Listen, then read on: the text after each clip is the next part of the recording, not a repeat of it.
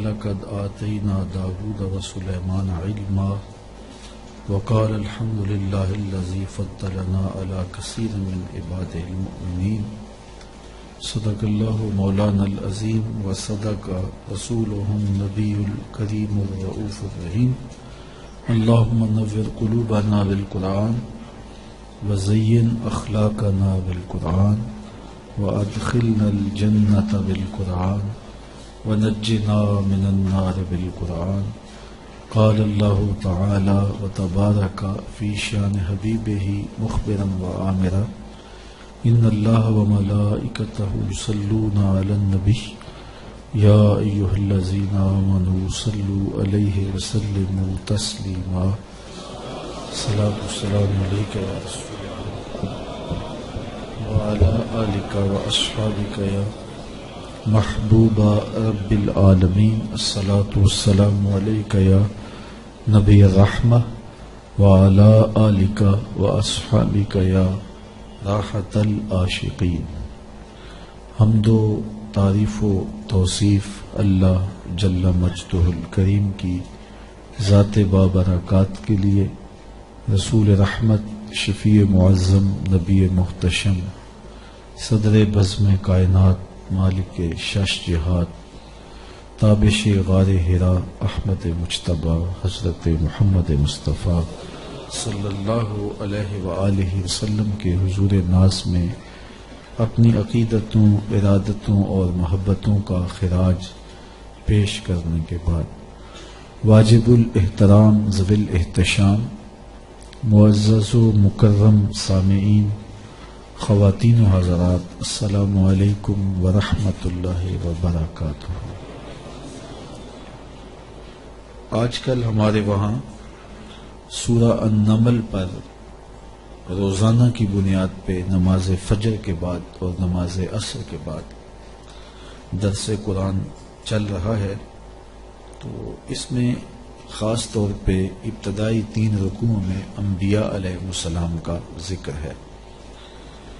تو اس مختصر نشست میں مفصل بیان کرنا تو ممکن نہیں ہے، لیکن میں کوشش کروں گا کہ حضرت سلیمان علیہ السلام کا ذکر جو دوسرے اور تیسرے رکوع میں کیا گیا ہے اس پر کچھ باتیں آپ کے سامنے رکھوں.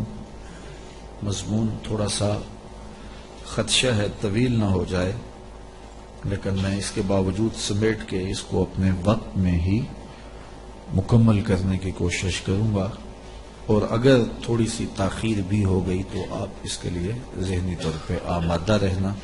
ویسے کوشش ہوگی کہ وقت پر ہی اختتام پذیر ہو. حضرت سلیمان علیہ السلام بنی اسرائیل کے جلیل القدر نبی ہیں، اور یہ حضرت یوسف علیہ السلام کے بھائی کی اولاد سے 5ویں 6ٹی پشت سے اللہ کے پیغمبر ہوئے ہیں. اللہ تعالیٰ نے بنی اسرائیل کو بادشاہت بھی عطا کی اور نبوت بھی عطا کی، اور کچھ بابرکت وجود اس عظیم المرتبت خاندان میں ایسے بھی گزرے کہ جن کو نبوت و بادشاہت کا سنگم بنایا گیا، جیسے حضرت یوسف علیہ السلام، حضرت داود علیہ السلام اور حضرت سلیمان علیہ السلام. حضرت سلیمان علیہ السلام حضرت داود علیہ السلام کے صاحبزادے تھے اور ان کے وارث قرار پائے. وَلَقَدْ آتَيْنَا دَاوُودَ وَسُلَيْمَانَ عِلْمًا، ارشاد فرمایا ہم نے حضرت داود اور حضرت سلیمان علیہ السلام کو علم عطا کیا. علماء نے لکھا ہے کہ اللہ نے انہیں اختیار دیا کہ یا حکومت لے لو، یا دولت لے لو، یا علم لے لو. تو انہوں نے کہا مالک ہمیں علم دے دیں، تو اللہ نے دولت و حکومت اس کے صدقے سے عطا کر دی. تو سب سے بڑی دولت علم ہے. تو یہاں کہا کہ ہم نے ان کو علم کے نور سے مالا مال کیا. اور اگر بنظر غور مطالعہ کریں تو علم ہی شہنشاہی ہے. اسی زمانے میں ایک ملک کو فتح کر لیا گیا اور بادشاہ گرفتار کر کے حاضر لایا گیا. تو جو فاتح تھا اس نے مفتوح کو کہا، اس بادشاہ کو کہا کہ ہم تجھے قتل نہیں کرتے، تمہیں جان کی امان دیتے ہیں، بلکہ اس حکومت میں تجھے عہدہ دینا چاہتے ہیں. اب تم بتاؤ کہ تمہیں کون سے منصب پہ رکھا جائے. تو اس نے کہا مجھے معلم لگا دو، مجھے استاد لگا دو. تو اس بادشاہ نے ہنس کے کہا پھر بادشاہی چاہتے ہو؟ تو یہ بادشاہی ہے، یہ شہنشاہی ہے، علم. تو کہا ہم نے ان کو علم کی دولت سے مالا مال کیا. وقال الحمد للہ الذی فضلنا علی کثیر من عبادہ المؤمنین. انہوں نے اللہ کی بارگاہ میں عرض کی کہ ساری تعریفیں اللہ کے لیے ہیں جس نے ہمیں اپنے بہت سے مومن بندوں پر فضیلت بخشی ہے. نعمت کا شکریہ ادا کر رہے ہیں کہ اتنے اللہ کے بندے تھے، کتنی مخلوقات تھیں اور اہل ایمان بھی کتنے تھے، لیکن ہمیں علم دے کر کے اس نے فضل و شرف عطا کیا. اس پر ہم اللہ کا شکر ادا کرتے ہیں. تو علم نصیب ہو جانا یہ اللہ کی بہت بڑی نعمت ہے اور اس پر شکریہ ادا کرنا چاہیے. شکریہ سے نعمت میں اضافہ ہوتا ہے. ووارث سلیمان و داود، اور حضرت سلیمان حضرت داود علیہ السلام کے وارث ہوئے. قال یا ایھا الناس علمنا منطق الطیر واوتینا من کل شیء. آپ نے کہا اے لوگو، ہمیں پرندوں کی بولی سکھائی گئی ہے اور ہمیں ہر چیز عطا کی گئی ہے. بے شک یہ اللہ کا واضح فضل ہے. جو بھی ضروریات تھیں، تخت و تاج کے جو بھی تقاضے تھے، وہ سارے کے سارے آپ کو عطا کیے گئے. حکومت ہے، تخت و تاج ہے، دولت ہے، فوجیں ہیں، تصرف ہے، اور غلے ہیں، جائیدادیں ہیں، زمینیں ہیں. کائنات کی کوئی شے ایسی نہیں ہے جس کا وافر حصہ انہیں نہ دیا گیا. تو کہا کہ ہمیں ہر شے دی گئی ہے اور یہ اللہ تعالیٰ کا بڑا واضح فضل ہے. وَحُشِرَ لِسُلَيْمَانَ جُنُودُهُ مِنَ الْجِنِّ وَالْإِنسِ وَالطَّيْرِ. اور حضرت سلیمان علیہ السلام کے لیے ان کے لشکر جنوں، انسانوں اور پرندوں میں سے جمع کیے گئے تھے. اللہ اکبر. فہم یوزعون، جنہیں وہ بغرض نظم و تربیت جو ہے وہ آپ کی خدمت میں وہ روکے جاتے تھے اور وہ حاضر کیے جاتے تھے، جمع ہوتے اور پھر ان کو ایک ترتیب دیتے اور لشکر آراستہ ہوتے. یعنی آپ کی ملک میں انسان بھی تھے، جن بھی تھے آپ کے لشکر میں، اور پرندے بھی تھے. اور جب آپ کا لشکر چلتا تھا تو ایک سمت جن ہوتے، ایک سمت انسان ہوتے، اور اوپر پرندے پرواز کر رہے ہوتے. کتنی شان و شوکت پر مشتمل لشکر ہوتا حضرت سلیمان علیہ السلام کا. حتی اذا اتوا علی واد النمل، یہاں تک کہ جب وہ لشکر چیونٹیوں کے میدان میں آیا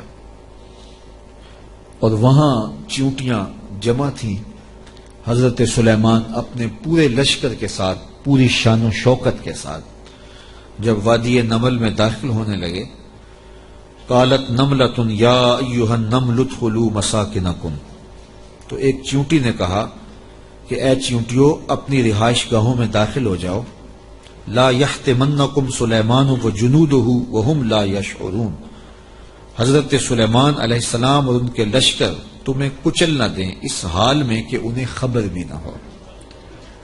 التفات نہ کریں، توجہ نہ کریں. تم ننھی اور مہین مخلوق ہو اور ان کی توجہ تمہاری سمت نہ ہو اور وہ گزرتے ہوئے تمہیں رون ڈالیں. بے خبری میں ایسا ہو جائے تو تم جلدی کرو، اپنی بلوں میں داخل ہو جاؤ. اس چیونٹی نے یہ بات اپنی ہم جولیوں سے کہی. حضرت امام فخر الدین رازی علیہ رحمہ اسی آیت کریمہ کی تفسیر میں لکھتے ہیں کہ اس چیونٹی کو یہ علم تھا کہ اللہ کے نبی کا لشکر جان بوجھ کر ننھی جان کو بھی ضائع نہیں کرتا. تو اس لیے اس نے کہا کہیں بے خبری میں تمہیں کچل نہ دیں. اگر ان کی توجہ ادھر ہوئی تو وہ ایسا کبھی نہیں کریں گے کہ تمہیں کچل ڈالیں. تو معلوم یہ ہوا کہ اللہ کے نبی کا لشکر نبی کا تربیت یافتہ لشکر جان بوجھ کر ننھی جان کو بھی ضائع نہیں کرتا، اور جو جسموں کے ساتھ بم باندھ کر کے چھوٹے چھوٹے بچوں میں گھس جاتے ہیں اور بازاروں میں جا کے پھٹ جاتے ہیں اور پھر بعد میں بڑے فخر سے ذمہ داریاں قبول کرتے ہیں، یہ کسی نبی کا لشکر نہیں، شیطان کا لشکر۔ نبی کا تربیت یافتہ لشکر، قرآن بتاتا ہے، یہ چیونٹی بھی جانتی تھی کہ نبی کی تعلیم اتنی واضح ہے، اور نبی امن کا پیغمبر بھی ہوتا ہے، اس لیے کبھی ایسا نہیں ہو سکتا کہ نبی کا تربیت یافتہ لشکر ہو اور جان بوجھ کر کے ننھی جان کو بھی ضائع کرے۔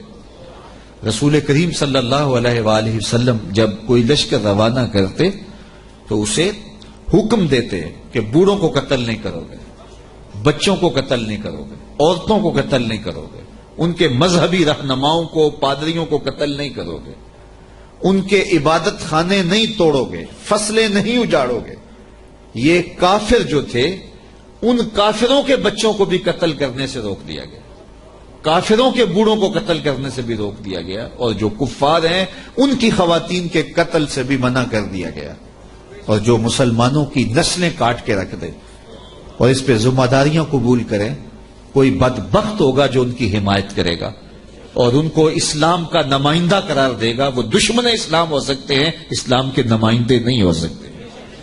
تو اس چیونٹی نے کہا کہ اپنی بلوں میں داخل ہو جاؤ، کہیں نبی کا لشکر بے خبری میں تمہیں کچل نہ دے۔ حضرت امام راضی لکھتے ہیں کہ چیونٹی کو یہ علم تھا، اس علم کی وجہ سے اس چیونٹی کو قیامت تک آنے والی چیونٹیوں کا سردار بنا دیا گیا، ملکہ بنا دی گئی قیامت تک۔ اچھا، اگر آپ کی توجہ ہو تو ذات کی چیونٹی ہے، رب نے اس کے نام کی صورت اتاری ہے۔ چیونٹی کی حیثیت کیا ہوتی ہے، لیکن وہ پیار کرنے لگی نا نبی سے، اور اس کو پتا تھا کہ نبی کی تعلیمات کیا ہوتی ہیں، تو اس تعلیم کے نتیجے میں ذات کی چیونٹی ہے، لیکن رب نے اس کے نام کی صورت اتار دی۔ تو اس چیونٹی نے کہا جلدی جلدی اپنی بلوں میں داخل ہو جاؤ، اللہ کے نبی کا لشکر کہیں تمہیں کچل نہ دے اور وہ دھیان نہ کرے، بے خبری میں کہیں ایسا نہ ہو جائے۔ اگر خبر ہوگی تو پھر کبھی ایسا نہیں ہو سکتا، کیونکہ نبی کی تربیت یہ ہے، وہ تو زندگیاں بانٹنے آیا ہے، زندگیاں چھیننے تو نہیں آیا، تو یہ ایسا نہیں ہوگا۔ فَتَبَسَّمَ ضَاحِكًا مِّن قَوْلِهَا، تو حضرت سلیمان پیغمبر نے جب چیونٹی کی اس بات کو سنا تو مسکرا پڑے۔ 3 میل دور تھے حضرت سلیمان علیہ السلام، اتنی دور سے چیونٹی نے کہا کہ جلدی جلدی بلوں میں چلی جاؤ، اللہ کے نبی کا لشکر کہیں بے خبری میں تمہیں کچل نہ دے۔ چیونٹی نے یہ بات کی تو حضرت سلیمان نے 3 میل دور سے سن لی اور پھر مسکرا بھی پڑے۔ اب 3 میل دور سے بات سنی جا سکتی ہے بھلا چیونٹی کی؟ یہ اس حال سے باہر جو چیونٹیاں چل رہی ہیں، کوئی شخص جو بڑا ہی جو ہے وہ باریک سماعتیں رکھتا ہو، کیا وہ یہاں بیٹھ کر کے چیونٹی کی بات جو باہر ہے اس کو سن سکتا ہے؟ چلو جو آپ کے کرسی کے نیچے چل رہی ہے اس کو سن سکتا ہے، اس کی آواز کو، لیکن 3 میل دور سے چیونٹی کی آواز کو اللہ کا نبی سن بھی رہا ہے، اور جو وہ کہہ رہی ہے اس کو سمجھ بھی رہا ہے، اور اس پر تبسم بھی فرما رہا ہے۔ حضرات علماء فرماتے ہیں، جو تیوریات کے ماہرین ہیں، کہ چیونٹی کے منہ میں زبان نہیں ہوتی، پھر اس نے بات کیسے کر لی؟ ایک مہین سا وجود ہے تو اس کے منہ میں زبان نہیں ہوتی، دانت نہیں ہوتے، تو پھر بات کیسے کرتی ہے؟ اور حضرت سلیمان نے سن کیسے لی؟ تو کہا چیونٹی کے منہ کے قریب 2 باریک سے بال ہوتے ہیں، مہین سے 2 ریشے ہوتے ہیں، جب اس نے بات کرنی ہوتی ہے تو ان بالوں کو قریب کر کے رگڑتی ہے، اس رگڑنے سے جو آواز پیدا ہوتی ہے اس سے وہ اپنی ہمجولی کو کوئی میسج دے رہی ہوتی ہے۔ اللہ کے نبی کی شان یہ ہے کہ چیونٹی کے باریک اور مہین بالوں کے رگڑنے سے جو آواز پیدا ہوتی ہے 3 میل دور سے اس آواز کو سنتا بھی ہے اور اس سے جو مفہوم نکلتا ہے اس کو سمجھتا بھی ہے. اور یہ اس نبی کی شان ہے جو ہاتھ باندھ کے مسجد اقصی میں تیرے نبی کے پیچھے کھڑا تھا. تو جب غلام کی یہ شان ہے تو امام کی شان کا عالم کیا ہوگا؟ یہ شان ہے خدمت گاروں کی سرکار کا عالم. مولوی کا تو دماغ خراب ہو گیا ہے کہ اس کی سماعتوں کو تول رہا ہے جس کے غلاموں کی سماعتوں کو نہیں تولا جا سکتا. اللہ اکبر. فتبسم ضاحکا من قولہا. یہ میں نہیں کہہ رہا، یہ قرآن کہہ رہا ہے. حضرت سلیمان پیغمبر نے اس چونٹی کی بات کو سنا، سن کے سمجھے اور پھر تبسم کیا. اللہ اکبر. وقال رب اوزعنی ان اشکر نعمتک التی انعمت علی وعلی والدی وان اعمل صالحا ترضاہ وادخلنی برحمتک فی عبادک الصالحین. اور اللہ کی بارگاہ میں عرض کی حضرت سلیمان علیہ السلام نے کہ اے میرے پروردگار، مجھے اپنی توفیق سے اس بات پر قائم رکھ کہ میں تیری اس نعمت کا شکر بجا لاتا رہوں جو تو نے میرے اوپر کی اور میرے والدین کے اوپر کی. جو نعمتیں بندے کے اوپر ہوتی ہیں اس کا بھی شکریہ ادا کرنا چاہیے، اور جو صالح اولاد ہوتی ہے، جو ماں باپ پر نعمتیں عطا ہوئی ہوتی ہیں، ان کا بھی شکریہ ادا کرنا، کیونکہ ماں باپ کی نعمتیں اولاد تک بھی پہنچتی ہیں. مجھے بتاؤ، اگر میں اور آپ کسی کافر کے گھر میں پیدا ہوتے، معاذ اللہ کسی ہندو یا سکھ کے گھر میں پیدا ہوتے، تو آج کیا ہمارے سینے میں ایمان کا چراغاں ہوتا؟ ہم کسی یہودی کے گھر میں پیدا ہوتے تو ہمارے گھر میں ایمان کی روشنی ہوتی؟ ہم کہتے ہیں ہم بڑے سیانے ہیں، بڑے سمجھدار ہیں، ہم مطالعہ کرتے، ہم مختلف ادیان کو پڑھتے اور پھر مسلمان ہو جاتے. کیا ایسا ہوتا یا کہ ہم اسی ظلمت اور اندھیرے میں ہوتے؟ تو پھر ہمارے ماں باپ تھے نا جو مسلمان تھے، اور ہم ان کی آغوش میں آئے تو اللہ نے وہ نور ہمیں بھی دیا.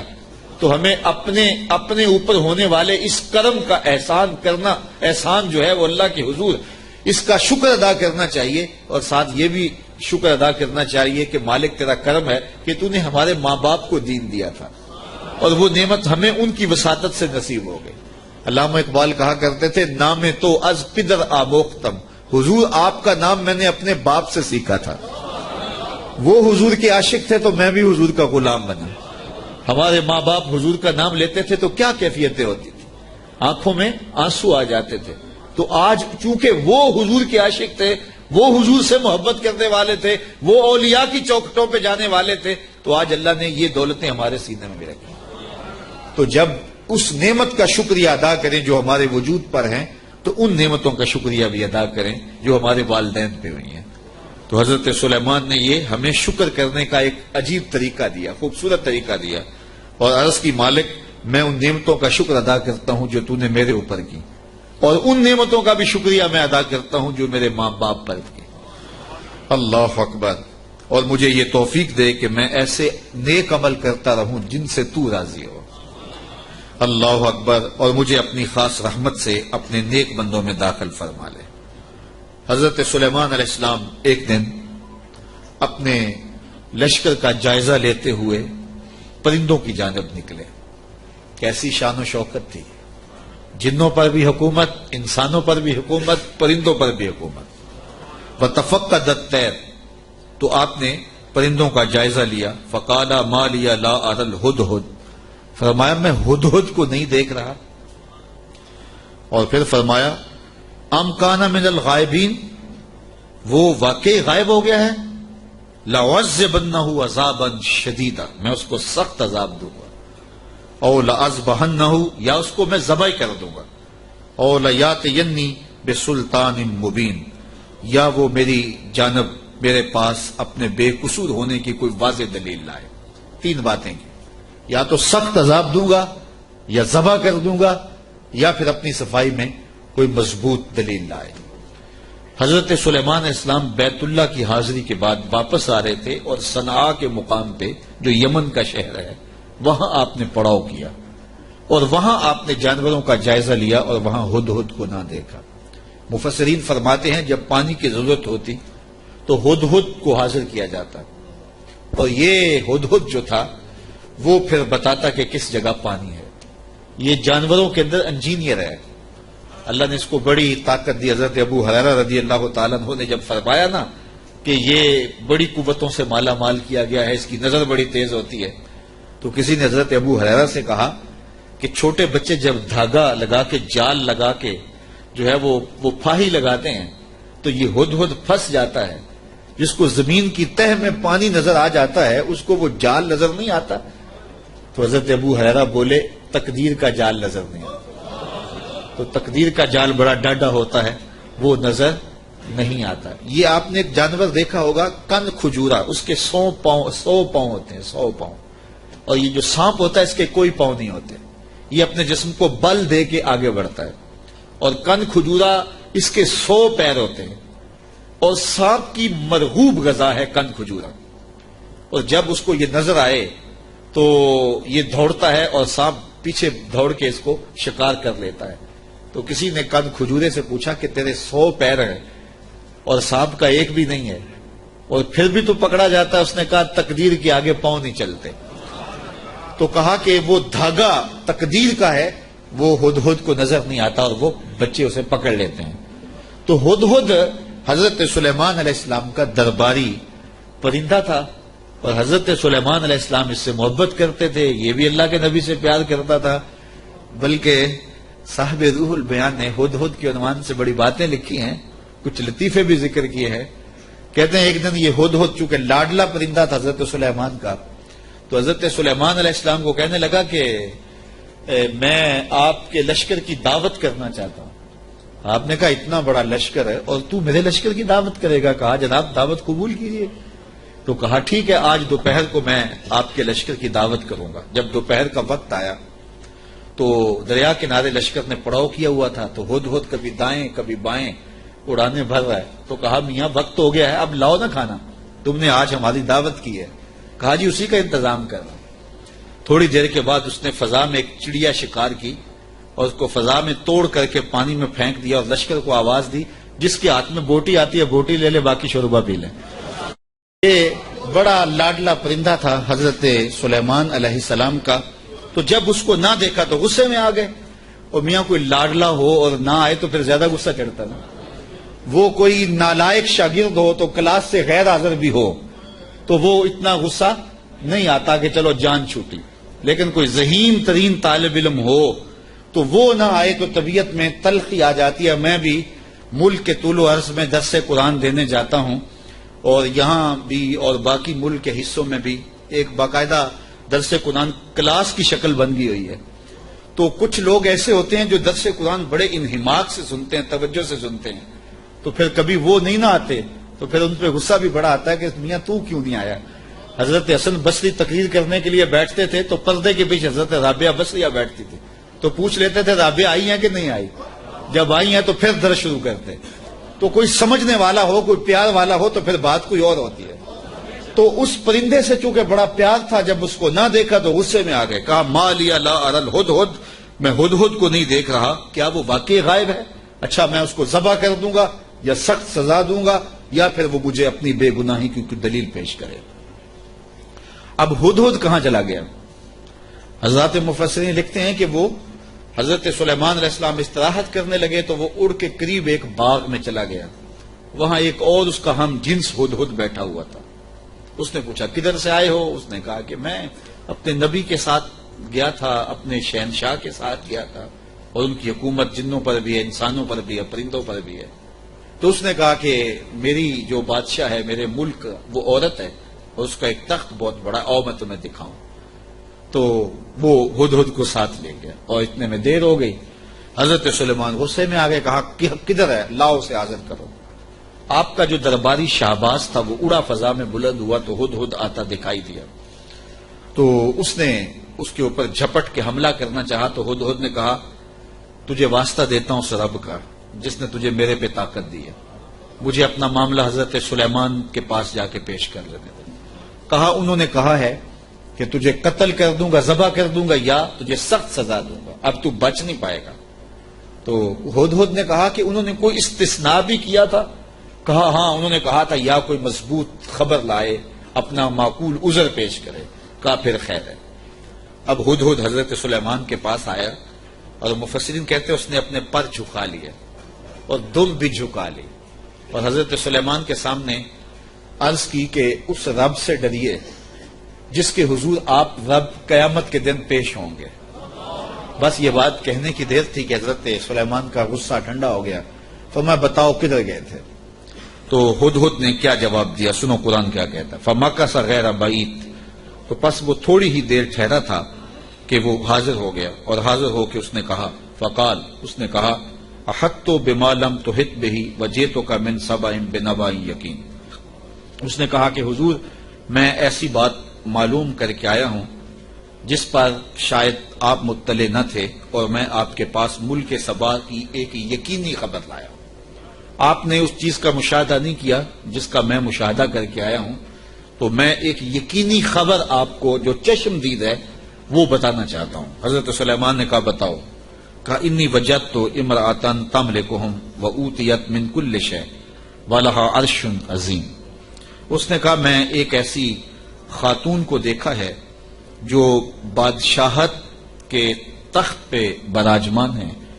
میں نے ایک ایسی عورت دیکھی ہے وہاں جو ان پر حکومت کرتی ہے اور اقتدار کی مسند پہ بیٹھی ہے، اور اسے ملکیت و اقتدار میں ہر چیز بخشی گئی ہے، اور اس کے پاس بہت بڑا تخت ہے. یہ شہرہ آفاق تخت تھا جو ملکہ بلقیس کے پاس تھا، اور یہ 40 ہاتھ چوڑا تھا، 80 ہاتھ لمبا تھا.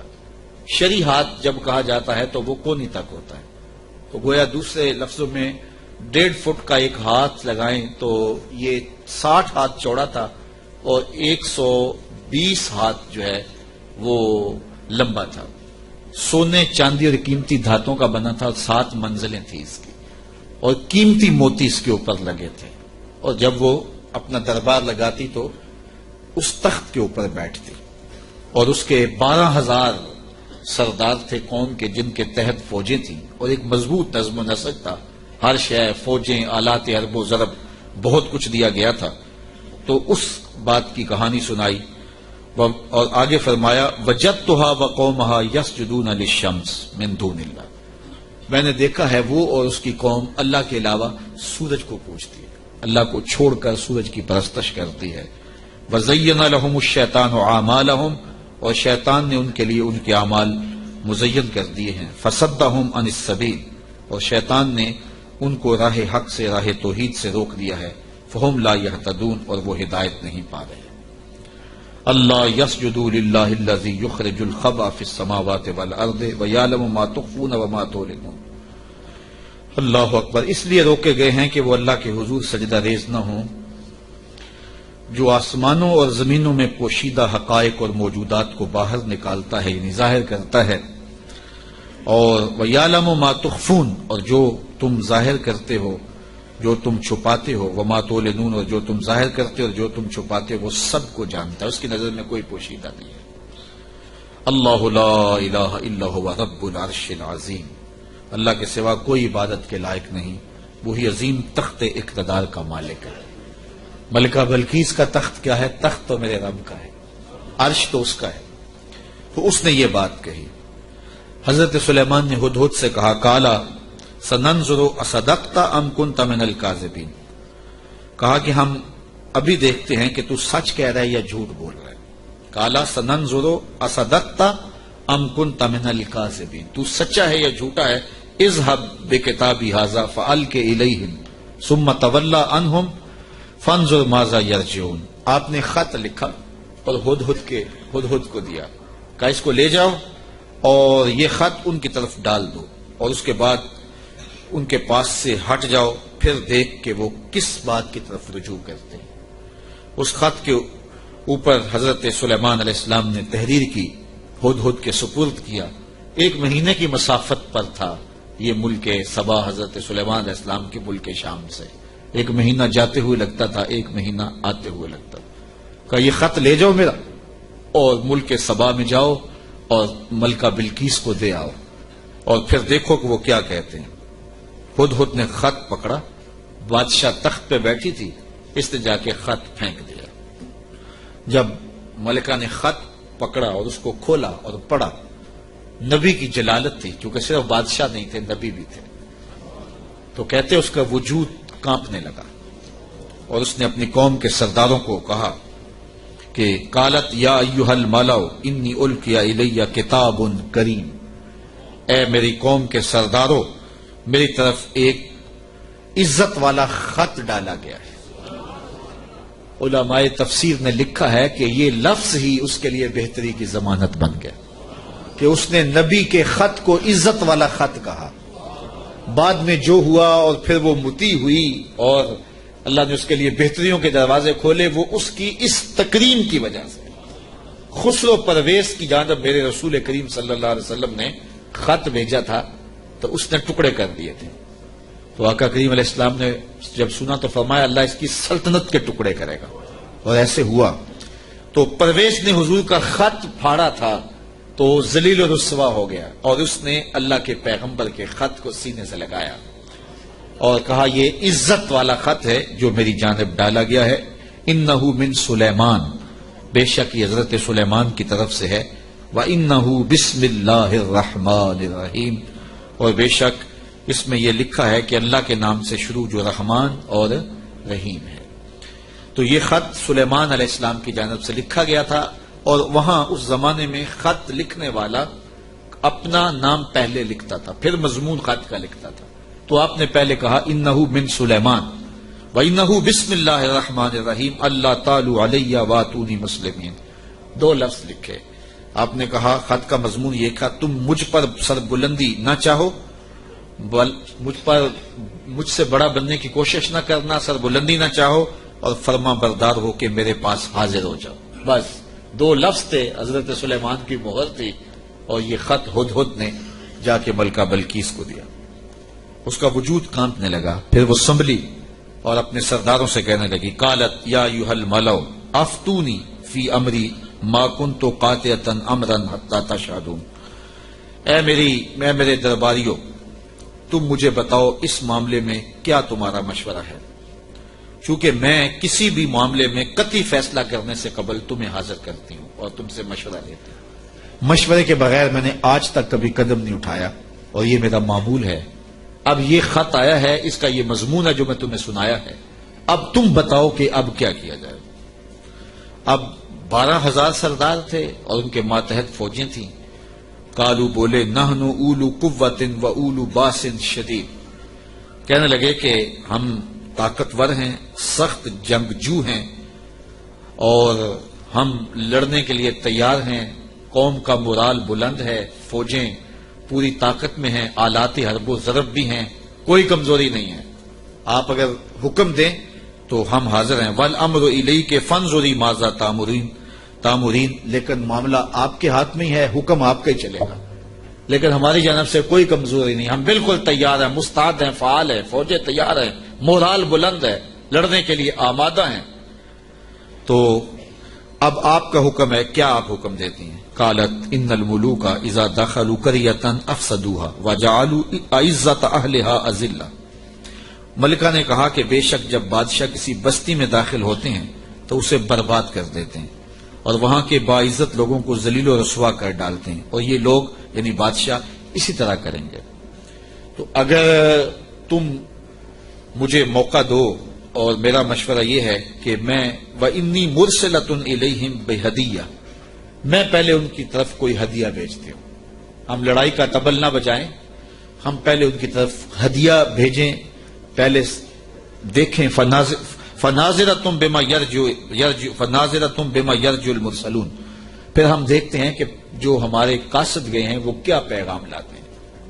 اگر وہ ہمارے ہدیے کو قبول کر لیتے ہیں اور کوئی ہماری سیٹنگ ہو جاتی ہے تو پھر تو لڑائی کی ضرورت نہیں ہے. لڑائی بہت خطرناک ہوتی ہے، اس کے انجام بڑے بھیانک ہوتے ہیں. وہ تھی بڑی سمجھدار.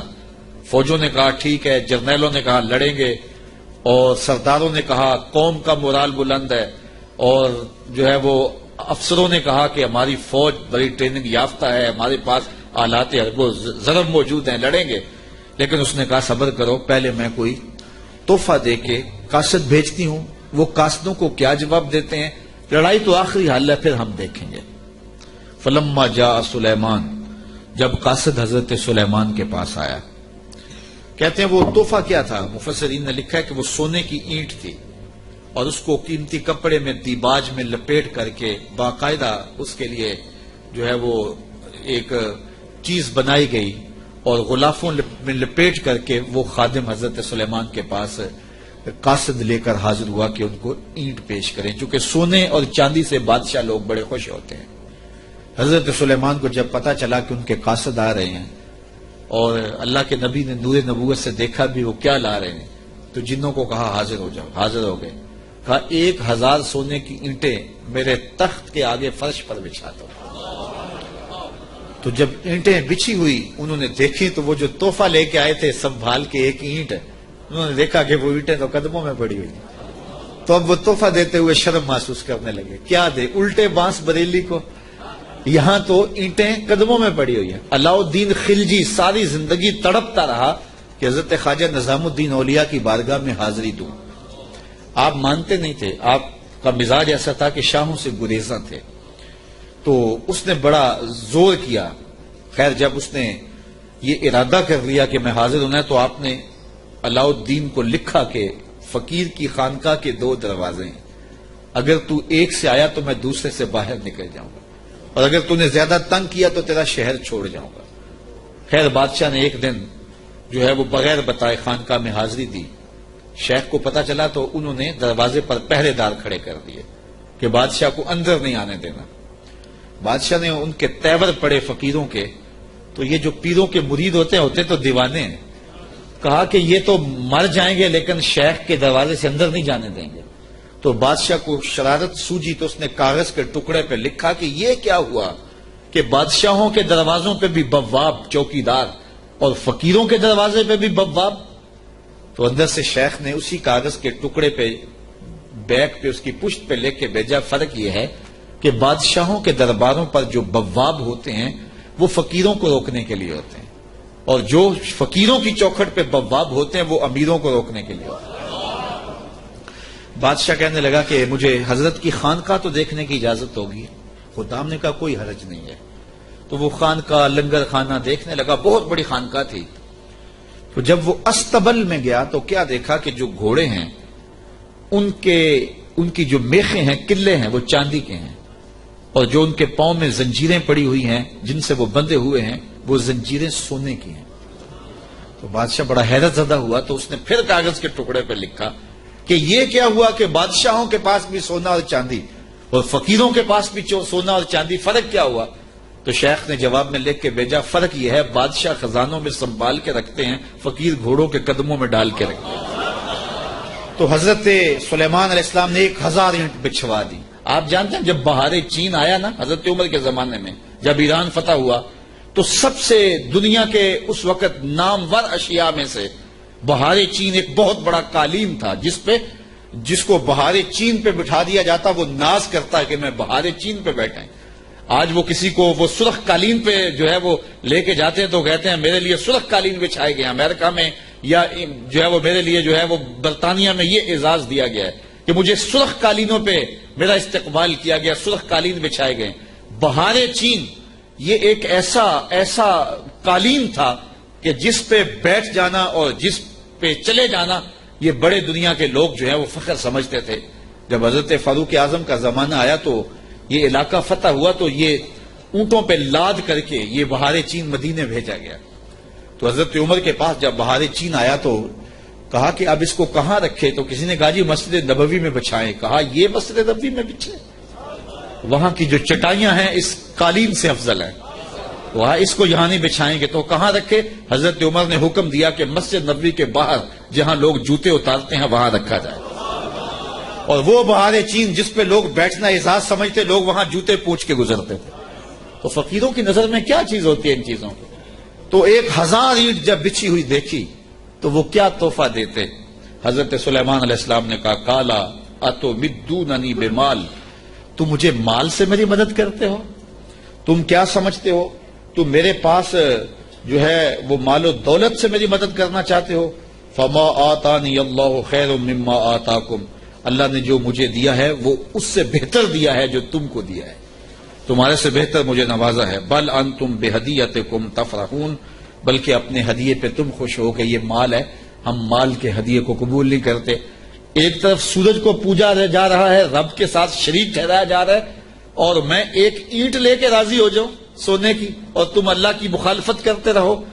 یہاں سمجھنے کے لیے بہت کچھ ہے کہ اللہ کے حکموں کی نافرمانی کر رہا ہو اور پیر صاحب کو نذرانہ دے دے اور پیر صاحب یہیں چپ ہو جائے کہ کوئی نہیں مجھے نذرانہ مل گیا، یہ سمجھنے کے لیے کافی ہے۔ سونے کی اینٹ لے کے آئے ہیں، فرمایا وہ بتوں کو پوج رہے ہیں، وہ سورج کو پوج رہے ہیں، اور مجھے اس نذرانے سے چپ کروانا چاہتے ہیں، ایسا نہیں ہوگا۔ اور آپ نے اس قاصد کو پیغام دیا، ارجع الیہم، جا ان کے پاس اور ان کو بتا جا کے کہ فَلَنَاتِيَنَّهُمْ بِجُنُودٍ لَا قِبَلَ لَهُمْ بِهَا وَلَنُخْرِجَنَّهُمْ مِنْهَا أَذِلَّةً وَهُمْ صَاغِرُونَ۔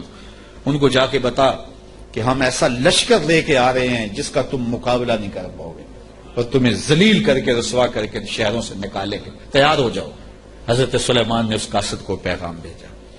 جب اس نے جا کے پیغام دیا اور حضرت سلیمان کے دربار کی کہانیاں سنائیں، تو پھر لڑائی کی ہمت کس کو ہوتی؟ نبی کو اللہ نے روب دیا ہوتا ہے، نبی کا روب جو ہے وہ لوگوں پہ پڑ جاتا ہے۔ اللہ اکبر! تو کس کو ہمت ہوتی؟ ملکہ بلقیس نے کہا کہ اب میں خود جاتی ہوں، تو وہ خود تیار ہوئی اور وہ حضرت سلیمان کی بارگاہ میں حاضر ہونے کے لیے ملک سبا سے چلی۔ ادھر بھی وقت گزرتا گیا، جب 3 فرسخ دور وہ دربار سے رہ گئی، 1 فرسخ اور 3 فرسخ 5 کلومیٹر لگا لے، آپ یہ کہہ لیں کہ وہ بائی پاس پہ یا وہ یہ چناب پل پہ، اتنے فاصلے پہ جب اس کا آنا ہوا تو حضرت سلیمان بیٹھے تھے اور آپ نے اپنے درباریوں سے کہا، قال یا ایھا الملأ ایکم یاتینی بعرشھا قبل ان یاتونی مسلمین۔ دربار لگا تھا، جن بھی بیٹھے تھے، انسان بھی بیٹھے تھے، پرندے بھی تھے۔ آپ نے کہا میرے درباریوں، وہ بلقیس آ گئی ہے، یہاں قریب ہی آ گئی ہے، تو اس کا وہ تخت جس پہ اسے ناز ہے، کوئی ہے جو اٹھا لائے اس کے لانے سے پہلے؟ کیسی شان حضرت سلیمان کی! وہ بائی پاس پہ آ گئی ہے اور تخت 1 مہینہ جاتے ہوئے لگتا ہے، 1 مہینہ آتے ہوئے لگتا ہے۔ یہ طاقتیں ہیں اللہ کے بندوں کی۔ اللہ اکبر! تو کہا وہ تو ادھر آ گئی ہے، تو کوئی ہے جو اس کا تخت جا کے جلدی جلدی اٹھا لائے؟ تو جب آپ نے یہ بات کہی تو ایک جن اٹھا، قال عفریت من الجن انا آتیک بہ۔ ایک جن کہنے لگا حضرت میں لاتا ہوں۔ کب لاؤ گے؟ قبل ان تقوم من مقامک، آپ کی مجلس ختم ہونے سے پہلے پہلے حاضر کر دیتا ہوں۔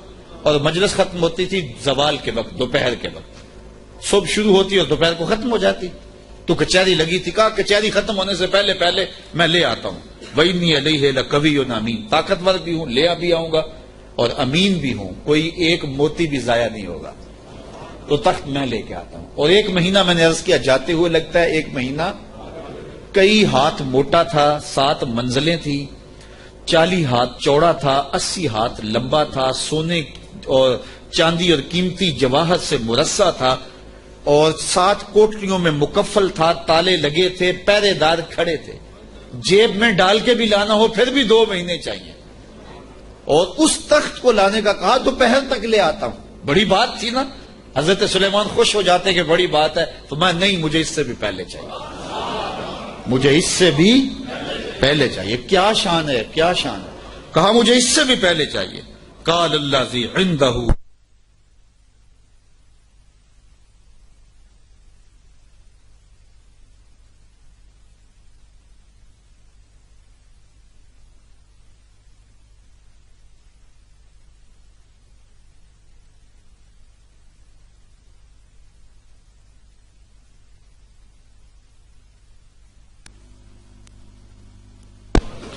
حضرت سلیمان علیہ السلام نے کہا مجھے اس سے بھی پہلے چاہیے، مجھے اس سے بھی پہلے چاہیے۔ پھر وہ اٹھا جس کے سینے میں زبور کا علم تھا، قال الذی عندہ علم من الکتاب۔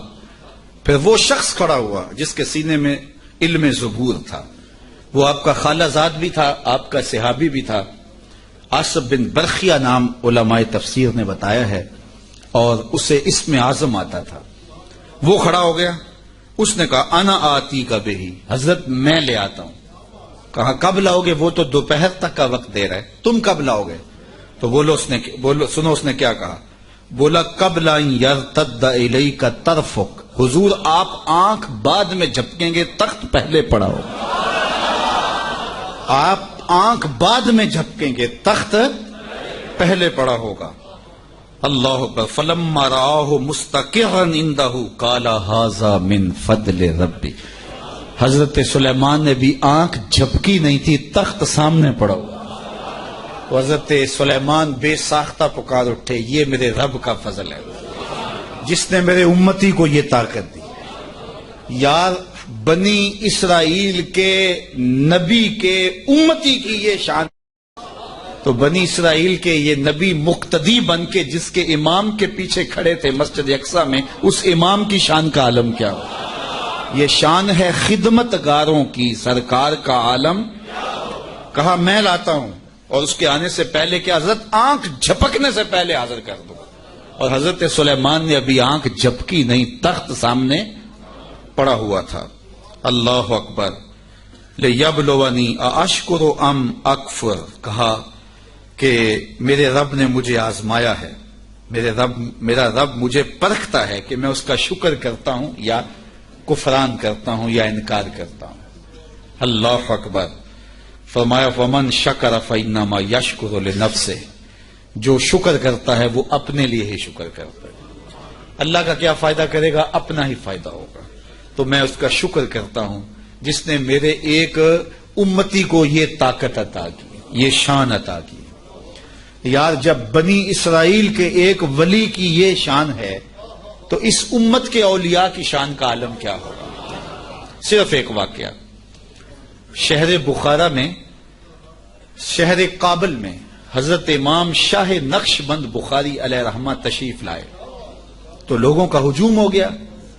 بادشاہ وقت کی لونڈی وہاں سے گزرتے ہوئے رکی تو لوگوں کا ہجوم دیکھا، کہا ماجرا کیا ہے؟ کہا بخارے والے پیر آئے ہوئے ہیں۔ تو کہا یہ پیر کیا ہوتے ہیں؟ لوگوں نے بتایا یہ اصلاح قلب کرنے والے لوگ ہوتے ہیں، یہ دلوں کے حکیم ہوتے ہیں، ڈاکٹر ہوتے ہیں، اور یہ باطن کی صفائیاں کرنے والے لوگ ہوتے ہیں، اور اللہ نے ان کو تکوینی اور تشریعی طاقتیں بھی عطا کی ہوئی ہوتی ہیں، اور کبھی ایسا ہوتا ہے کہ یہ اوکھے ویلے کام بھی آتے ہیں۔ اس نے سوچا کہ شیخ سے نسبت قائم کر لینے میں کوئی حرج نہیں ہے، تو اس نے حضرت شاہ نقش بند بخاری کی بیعت کر لی۔ چلو پیر تو کوئی ہونا چاہیے، تو انہوں نے ان سے بیعت کر لی۔ شیخ نے جو وظائف بتائے اور تلقین کی، ذکر کی اور اچھائی کی طرف سبق دیے، تو صالحہ تو وہ پہلے ہی تھی لیکن مزید رنگ چڑھ گیا۔ تو بادشاہ جب اس کی خدمت کو دیکھا تو بڑا خوش ہوا۔ جو باقی لونڈیاں تھیں وہ حسد کرنے لگی۔ ایک دن انہوں نے بادشاہ کے دربار سے، بادشاہ کے گھر سے چوری کر کے زیور ایسی جگہ پہ چھپا دیے اور اس پہ الزام لگا دیا اور پھر برآمد بھی اس سے کروا دیے۔ بادشاہ کو بڑا غصہ آیا کہ میں نے اس پہ اتنا اعتماد کیا تھا اور یہ بڑی لمبی نمازیں پڑھتی تھی۔ بادشاہ نے حکم دیا کہ اس کو چوبارے پہ لے جاؤ اور وہاں سے دھکا دے دو۔ بادشاہ کے محل کی چھت پہ لے جایا گیا۔ اس نے لاکھ کہا کہ میرا جرم نہیں ہے، لیکن بادشاہ ہوتے ہیں، تو چھت پہ لے جایا گیا۔ جب دھکا دینے لگے تو اس کو اب یاد آیا کہ میں نے سنا تھا اوکھے ویلے پیر کام آتے ہیں، تو اس نے بخارے کی طرف منہ کر کے کہا شیعہ للہ چوں گدائے مستمند المدد خواہم ز شاہ نقش بند۔ سنا ہے اوکھے ویلے پیر کام آتے ہیں، اس سے اوکھا ویلا میرے پہ تو نہیں آ سکتا۔ یہ اس نے کہا تو پیچھے جلاد نے دھکا دے دیا۔ جب نیچے آئی تو حضرت شاہ نقش بند بخاری کا دامن پھیلا ہوا تھا۔ آپ نے آرام سے پکڑ کے نیچے رکھ دیا تو اس نے حیرت سے پوچھا حضرت آپ کب آئے ہیں؟ تو شاہ نقش بند بخاری فرمانے لگے تو از چبارہ آمدی من از بخارا آمدم، تو چبارے سے چل پڑی تھی میں بخارے سے چل پڑا۔ تو کہا حضرت آنکھ جھپکنے سے قبل وہ تخت حاضر کر دوں گا۔ جب تخت حاضر ہو گیا کہا یہ میرے رب کا فضل ہے جس نے مجھے اتنی طاقت عطا فرمائی۔ ومن کفر فإن ربی غنی کریم۔ اور اگر کوئی ولیوں کی اس طاقت کو نہیں مانتا، نبیوں کی اس طاقت کو نہیں مانتا، اللہ کے بندوں کی طاقتوں کو نہیں مانتا، اللہ کو پرواہ بھی کوئی نہیں۔ نہ مانے کوئی، اللہ کو کیا پرواہ ہے؟ وہ غنی بھی ہے اور کریم بھی ہے۔ کالا نکروا لہا عرشہا ننظر اتہتدی ام تکون من الذین لا یہتدون۔ آپ نے فرمایا جلدی جلدی کرو، تخت کا حلیہ بھی بدل دو، اس کی شکل جلدی جلدی تبدیل کر دو، تاکہ جب وہ آئے تو ہم دیکھیں کہ وہ اس کو پہچانتی ہے یا نہیں پہچانتی۔ تو تخت کا حلیہ بدل دیا گیا۔ فلما جاءت، جب ملکہ بلقیس پہنچی، قیل اہاکذا عرشک، کہا تیرا بھی اس جیسا کوئی تخت ہے؟ اس تخت کی طرف اشارہ کر کے کہا کہ کیا تمہارا تخت اسی طرح کا ہے؟ تو قالت کانہ ہوا، بولی یہ وہی تو ہے۔ یہ وہی تو ہے. بولی یہ وہی ہے. وَأُوتِينَا الْعِلْمَ مِنْ قَبْلِهَا وَكُنَّا مُسْلِمِينَ. اس نے کہا کہ ہمیں اس کی پہلے خبر ہو گئی. حضرت آپ تخت کو بدل بدل کے نہ دکھائیں، ہم پہلے ہی مان گئے ہیں، ہم پہلے ہی مان گئے ہیں، اور ہم مطیع بن کے آئے ہیں، فرما بردار بن کے آئے ہیں. وَصَدَّهَا مَا كَانَتْ تَعْبُدُ مِن دُونِ اللَّهِ. اور اس ملکہ کو اس معبود باطل نے پہلے قبول حق سے روک رکھا تھا. اللہ اکبر. کس نے؟ جس کو وہ اللہ کے علاوہ پوجتی تھی. انها كانت من قوم کافرین. بے شک وہ کافر قوم سے تھی. قیل لها ادخلی السرح. اس کو کہا گیا اب محل میں آ جاؤ. یہ تو منظر باہر ہی تھا. کہا اب آ جاؤ ہمارے محل کے اندر. جب محل میں داخل ہوئی فلما رأته حسبته لجا. ایسے کیا گیا تھا کہ پانی ڈال کر کے حوض بنا کے اس میں پانی ڈالا، مچھلیاں ڈالے، اور اس اوپر ایک شیشہ رکھ دیا. اور وہ شیشہ اتنا خوبصورت تھا اور اتنا لطیف تھا کہ محسوس نہیں ہو رہا تھا شیشہ ہے، لگتا تھا آگے تالاب ہے، تو اور کوئی راستہ بھی نہیں تھا. تو جب وہ گزرنے لگی حسبته لجا، اس نے اس نیلگوں پانی کی لہریں جب چلتی ہوئی دیکھیں تو وہ سمجھی کہ یہ تو کوئی جو ہے وہ تالاب ہے. وَكَشَفَتْ عَنْ سَاقَيْهَا. اس نے اپنی پنڈلیوں سے کپڑا اوپر کر لیا. قَالَ إِنَّهُ صَرْحٌ مُمَرَّدٌ مِّن قَوَارِيرَ. تو حضرت سلیمان علیہ السلام نے فرمایا کہ یہ گہرے پانی کا تالاب نہیں ہے، بلکہ یہ تو شیشوں کا جڑا ہوا محل کے شیشوں سے جڑے ہوئے محل کا صحن ہے، اور یہ جو ہے وہ ایسا ماجرا نہیں ہے. تو اپنے لباس کو اوپر کر لے. قالت رب انی ظلمت نفسی. تو وہ کہنے لگی میں نے اپنے نفس پہ میرے رب ظلم کیا ہے، اور آج میں اس مجمع کو گواہ بنا کے، تیرے پیغمبر کو گواہ بنا کے، آج اس محل کے اندر میں اعلان کرتی ہوں وَأَسْلَمْتُ مَعَ سُلَيْمَانَ لِلَّهِ رَبِّ الْعَالَمِينَ. میں حضرت سلیمان کے رب پر، تمام جہانوں کے رب پر ایمان لاتی ہوں، اور ایمان کی دولت سے مالا مال ہوئی. پھر حضرت بلقیس کا نکاح کیا حضرت سیدنا سلیمان سے ہوا یا دوسری روایت کے مطابق طبۂ یمن سے ہوا؟ اس کے بارے میں روایات مختلف ہیں، مفسرین نے دونوں باتیں لکھی ہیں. تو اللہ کے نبی کی شان ہی کیا نرالی تھی. قرآن مجید ہم پڑھتے جائیں تو باطن میں روشنی ہوتی جاتی ہے. میرا جی چاہتا ہے کہ یہ مجھے 8-9 سال تو ہو گئے یہاں آتے ہوئے، لیکن میرا خیال ہے کوئی ایک صورت بھی پوری نہیں ہوئی ہوگی. تو ہم نے یہ چاہا ہے کہ ایک مرتبہ اتنا وقت ہم نکالیں کہ پورا قرآن مجید پڑھ لیں. تو 26، 27، 28، 29 فروری اسی مہینے کی جمعۃ المبارک کو نماز عصر سے لے کر کے پیر کو نماز عشاء کے بعد تک انشاءاللہ ہماری کوشش ہوگی ان 4 دنوں کے اندر پورا قرآن مجید ایک دفعہ اس کا دورہ ہو جائے. اور اس کے لیے ہم نے وقت یہ رکھا ہے کہ عصر سے شروع کریں گے اور نماز فجر تک مختلف وقفوں کے ساتھ قرآن مجید کی تلاوت کریں گے. ایک پارہ تلاوت کریں گے، ساتھ ساتھ اس کا ترجمہ بھی ہوگا. پارے کے اختتام پر آدھے گھنٹے کے لیے، تفصیل سے تو ممکن نہیں ہوگا، لیکن اس پارے کے اندر جو مضامین بیان ہوئے ہیں ان کا خلاصہ بیان کر دیا جائے گا. پھر تھوڑا سا کچائے کا وقفہ ہو جائے، پھر دوسرا پارہ، اس طرح سحری تک جو ہے وہ سلسلہ چلتا رہے گا. اتوار کا جو دن ہوگا اس میں 2 پارے ہم انشاءاللہ دن کے وقت بھی کر لیں گے. تو انشاءاللہ پیر کو کسی وقت رات کو یہ جو ہے وہ پورا قرآن مجید کا دورہ اختتام پذیر ہوگا. تو زندگی میں ہمیں ایک مرتبہ تو یہ موقع حاصل نصیب ہوا ہے، تو اس سے فائدہ حاصل کر لینا چاہیے. تو اگر آپ کے پاس فرصت ہو تو گجرانوالہ مرکز گجرات سے کوئی دور نہیں ہے، آدھے گھنٹے کا رستہ ہے. اگر آپ 4 دن کے لیے ہمارے مہمان بننا چاہیں تو ہماری آنکھیں فرشے رہا ہوگی، ہم آپ کی نوکری کریں گے. اور اگر آپ روزانہ کی بنیاد پہ جانا چاہیں تو آپ جو ہے وہ عصر سے آدھا گھنٹہ چلیں تو عصر کی نماز ادھر پڑھ لیں گے، اور فجر کے وقت آپ ناشتہ کر کے آ جائیں تو سیدھا کام پہ بھی آ سکتے ہیں، اور رات کو 1 آدھ گھنٹہ سونے کا بھی مل جائے گا، اور باقی دن کو بھی آپ وقت نکال سکتے ہیں. تو یہ 4 دن کا ہے، جمعہ، ہفتہ، اتوار اور پیر، 3 دن اور 4 راتیں. تو اس میں دن تو ایک ہی ہے، 2 دن کو ہفتہ اور پیر کو چھٹی ہے. تو اتوار کو دن کی بھی نشست ہوگی اگر آپ چاہیں تو ضرور مرکز میں تشریف لائیں. علامہ مولانا خالد صاحب سے رابطہ کیا جا سکتا ہے, حاجی سعید صاحب سے رابطہ کیا جاتا ہے, صوفی صاحب سے رابطہ کیا جا سکتا ہے. تو آپ اس حوالے سے ضرور مرکز میں تشریف لائیں اگر وقت ہو, اور اگر پورا دورہ آپ نہیں کر پاتے ہیں تو کسی ایک دن ضرور قرآن کا میلہ دیکھنے کے لیے ضرور تشریف لائیں انشاءاللہ. اللہ مجھے آپ کو اپنی رحمتوں کے حصار میں رکھے